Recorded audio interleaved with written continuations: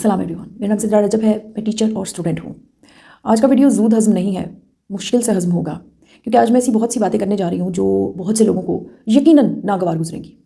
लेकिन ये बिल्कुल उसी तरह ज़रूरी है जैसे हमारे कोर्स के कुछ ऐसे सवाल होते हैं ना जिन पर लिखा होता है ये लाजमी है, और वो काफ़ी मुश्किल होते हैं।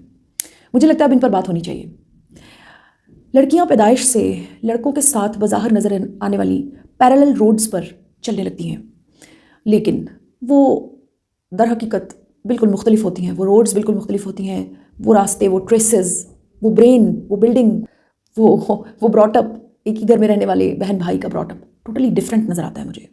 जबकि हम सोशली अब बहुत सारे कमेंट्स इस तरह के सुनने लगे हैं कि लड़का लड़की में कोई फ़र्क नहीं है, लेकिन हकीकत ये है कि समेत मेरे कोई भी शख्स पेट में पलने वाला बच्चा लड़की बनकर, लड़की बनाकर नहीं मांगेगा। मेजॉरिटी ऑफ पीपल, कुछ एक्सेप्शनल केसेस होंगे।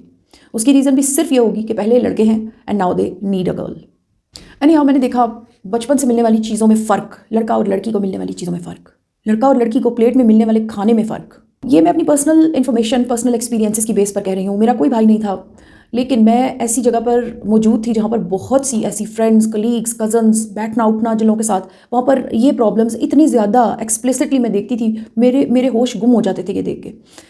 एक छोटा भाई एक बड़ी बहन पर हाथ उठाने की पूरी परमिशन रखता है अपने पेरेंट्स की साइड पे, और कंप्लेंट्स का कोई किसी किस्म का कोई स्केच नहीं है। Girls are supposed to tolerate, पिसना है, मार खानी है, और पेरेंट्स कुछ भी रिएक्ट, बल्कि पेरेंट्स ने अथॉरिटी दी हुई है उस छोटे भाई को या उस बड़े भाई को जो कि उस लड़की को यूं कॉलर से पकड़कर पूछने का राइट रखता है। हाँ जी, मैंने यहाँ तक एक फादर के मुंह से सेंटेंस सुना कि इनको रोटी नहीं देते हम, रोटी खा रही है ना, ठीक है, इनको अब महंगे महंगे स्कूल में भिजवा के पागल कर दे, इनके सर में खन्नास भर दे। एक भाई जो खुद रात को घर नहीं आता, उसकी शक्ल, उसका गेटअप, उसका रहन सहन, उसकी कंपनी, उसके दोस्त बता रहे हैं कि वो मैल प्रैक्टिसेस का शिकार है, बुरी सोबत में बैठने वाला लड़का है, बुरा लड़का है। वो भी अपनी बहन को लोहे के पाइप से पिटाई लगाता है और कहता है कि तुम बिना पूछे हमसाई के घर लेने क्या गई थी, अगर कुछ हो जाता तो। क्या है तो वो सच रहा है, लेकिन इस सच के अंदर बंद रुसवाई पर कौन बात करेगा। मैंने देखा मेरी स्टूडेंट्स ज़ारों कतार रोने लगी, एक नहीं सारी class, when I gave them a chance to talk about their siblings, the male siblings, अपने भाइयों के बारे में बात करें। They were suppressed, they were under the pressure of their brothers. मैंने ऐसे प्रोग्राम्स को तश्कील दिया जिसमें लड़कियाँ स्पीचेस दे सकती हैं। I used this topic and I saw there was just a silence, I experienced it. कोई लड़की बात नहीं कर रही। एक लड़की ने कहा, मैम हमें रात को 3 बजे भी उठाया जाता है, ये करो वो करो, कभी खाना बनाओ, कभी ये कपड़े प्रेस करो, कभी ये कपड़े धो के दो, ये मैंने सुबह पहनने हैं। ये सब चीज़ें मेरे लिए इतनी हैरत का सबब थी, मुझे यकीन नहीं आता था कि ये सब इसी दुनिया में, हमारी दुनिया में ही हो रहा है। मैंने देखा रेप्ड लड़कियाँ, रूटीन में रेप होने वाली लड़कियाँ, साल हर साल से ब्लैकमेल होने वाली लड़कियाँ। ये ज़ुबान पे ताला है, नो आज़ादी ऑफ लब, कुछ भी नहीं कह सकती, सुनने वाला कोई नहीं। मैंने देखा 2 लड़कियां मैंने अपनी लाइफ में देखी जिन्होंने बिना कुछ कहे, बिना एक भी हिंट छोड़े जस्ट सुसाइड अटेम्प्ट किया। मैंने देखी लड़कियां मास्टर्स लेवल तक पहुंच गई, नो मैच्योरिटी। मैंने देखी लड़कियां शादीशुदा बच्चों वाली हो गई, नो मैच्योरिटी एट हार्ट्स। ख़राबी क्या है, ख़राबी कहाँ पर है? मेरी नज़र में ख़राबी सिर्फ एक चीज़ की है, और वो बचपन से शुरू होती है। I do talk to my kids about their rights. मैं उन्हें जब बताती हूँ ना that nobody is having a right to shout at you, वो हैरान होते हैं। छोटे छोटे बच्चे यूँ आंखें खोल के मुझे देख रहे होते हैं। रियली? Yes, really. किसी का कोई राइट नहीं है आप पर हाथ उठाना, आपके साथ बुरी बात करना, आपको हैरास करना, आप पर अपना हुक्म चलाना, चाहे वो कोई भी हो।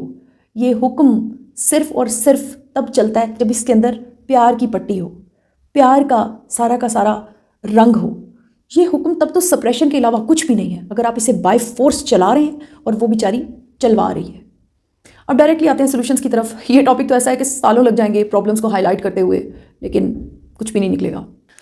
हल सिर्फ एक चीज़ को समझने में है कि हम लड़कियों को किसने ख़रीदा है, किससे ख़रीदा है, कब ख़रीदा है और क्यों ख़रीदा है। पता है, हमें ये पता ही नहीं होता कि हमारे अंदर एक बहुत बड़ा, बहुत करेजस इंसान मौजूद है। सारी ज़िंदगी उस इंसान को हम टच ही नहीं कर पाते। अब मैं जो हल लेकर आई हूँ ना, काइंडली उसको सुनिए और उसको अपनी ज़ात पर अप्लाई करें। जो गुजर गया उससे मुस्कुरा कर अल्लाह हाफिज़ कर दें। मुझे इस मामले में बहुत सारी ऐसी लड़कियों की बहुत सारी बातें याद आती हैं जो कि एक बैड नेम लेकर प्रोग्रेशन की फील्ड में, खुसूसन ये एक्ट्रेसेस की बातें कि हमें ज़ोरो कोब किया जाता था, हम पर अपना हुक्म चलाया जाता था, ऑर्डर दिए जाते थे, हमें बीइंग सोल्ड वाली कैफियत आती थी। लेकिन जैसे ही हम लोगों ने अपना डॉलर चलाया तो ऑर्डर हमारा हो गया। वही भाई जो कभी हमें फ़ोन कर हमारी खैरियत पूछ रहे हैं, क्यों? क्योंकि अब हम उनकी रीच से भी बाहर हैं। वही रिश्तेदार जो हमें तंज किया करते थे, हमें अपना आप यूज़लेस महसूस होता था, जिनकी मौजूदगी में वो सारे रिश्तेदार सिर्फ एक क्लिक पर हमारा वेट कर रहे होते हैं कि कब हम ओके करें और वो हमें विजिट कर सकें। Now they need to take the permission to visit us. तो इसमें क्या छुपा हुआ है? इसमें ये छुपा हुआ है कि वो ज़िंदगी जो आपको ऐसे फील हो रही है ना जैसे आप किसी के बनाए हुए ट्रेसेस पर गुजार रहे हैं, उस ज़िंदगी को वहीं पर ब्लॉक करके अपनी वो ज़िंदगी शुरू करें जहाँ पर आप अपने हाथों को इस्तेमाल करके अपना पैसा जनरेट करते हैं। हम लोग बड़ी आसानी से कहते हैं हम मेल डोमिनेटिंग सोसाइटी में रहते हैं। मेल डोमिनेंस कहाँ से आई है? सिर्फ एक जगह से, क्योंकि पैसा मेल जनरेट कर रहा है। सारे के सारे सर्कल में मेल घूम रहा है। हम कहाँ पे हैं? हम फीमेल्स कहाँ पे हैं? अब ये सारी दुकानों पर फीमेल्स बैठने लगेंगी तो फिर क्या होगा? फिर वो फीमेल डोमिनेटिंग हो जाएगी। बात डोमिनेंस की नहीं है। गेम सारे का सारा सिर्फ ताकत का है। अपनी ताकत को रास्ता दें, अपनी ताकत की कॉल को रिसीव करें। मेरे अबू हमेशा मुझे कहा करते थे, मेरे से डबल सैलरी ले लो, जॉब ना करो। समझ नहीं आती थी क्या वजह थी कि वो मुझे सोसाइटी के फिल्थ से बचाना चाहते थे, लेकिन मैंने प्रूव किया that I can jump inside and win. यही वो जंग है जो हमें जीतनी है। यकीन करें, इसमें हमारा अपोनेंट सिवाय हमारे और कोई भी नहीं है। हम खुद हैं जो अपनी बेइज्जती को साल हर साल से गले लगाकर एक डम फीलिंग में ज़िंदगी गुजारते चले जाते हैं। दुनिया को अपना बनाने के लिए सबसे पहले अपने हाथों को मूव करें। इन हाथों के अंदर से अपना कमाया हुआ पैसा बाहर निकालें।